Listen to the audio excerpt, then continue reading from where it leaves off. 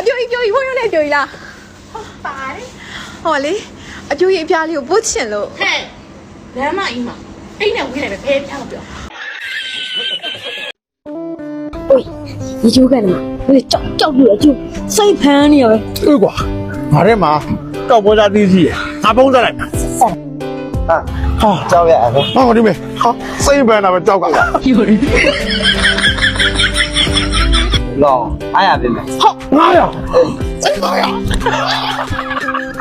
哎呀呀！哎呀呀呀！你别笑。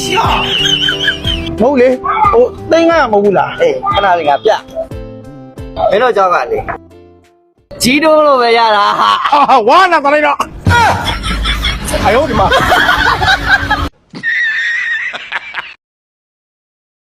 哎呀，这都也免不上。ငါချက်တွေမပေါ့ကွာအိမ်ဘေးနာလင်းမြန်းလေးကိုချက်တွေရွေး啊，但是这都也是干表演的。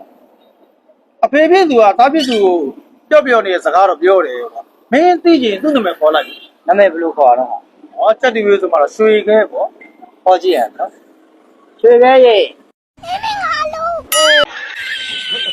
ကျွန်တော်ကမွေးကနေယုံကြည်မှုပြည့်ပါကျွန်တော်မွေးကနေဘာပဲလို့ကျွန်တော်နံပါတ်1ပဲ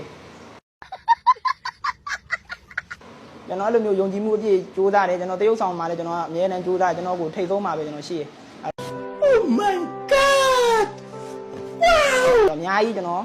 ဂီတာဝမ်းသားတွေလည်းခုချိန်မှာဖြည့်ကျွန်တော်မြန်မာရိုးပြိုင်တော့ဆိုကျွန်တော်ကီးမသိဘီမသိဂီတာကျိုးဘဏ္ဍချောင်းချီမန်းတော့မသိတဲ့ဘောကနေပြီးကျွန်တော်ကြိုးစားလိုက်တာခုချိန်မှာသူကီးတွေဘီတွေတိုင်းတွေကော့တွေပါထည့်နိုင်သွားတယ်ဆရာကြလာတယ်အတန်တွေလည်းကောင်းလာတယ်ဒါလို့အဲ့ဒီချိန်တော့ကျွန်တော်ပြိုင်တော့ဘာမှကီးမသိဘီမသိဘာမသိအနေထားနဲ့နင်းပြောတော့ငါကနင်းဘွားရဲ့နံပါတ်1ဆိုအခုမှဘယ်ကရေးသားဟောင်းပြန်ပေါ်လာတယ်ဟာ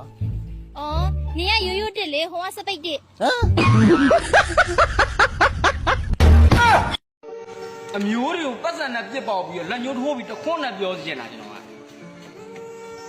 အတူဝင်နောက်လာကြမှာစက်မယ်